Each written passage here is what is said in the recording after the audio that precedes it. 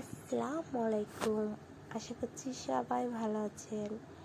এই তো আমার মামুনিটা ঘুম থেকে উঠে গেছে, এদিক ওদিক তাকাচ্ছে, কাউকে খুঁজছে। আমি হাত বাড়ালাম, হাত দিয়ে আবার টেনে নিল। Mood off. যেই বাবাকে দেখে মুড একবারে হ্যাপি হয়ে যায়। পাপা ছাড়া কিছু বোঝে না। সারাদিন আমি ওর সাথে ছুটে চলি, এত দুষ্টুমি সামলাই, আর দিন শেষে শুধু পাপা পাপা, এমনটাই হয়।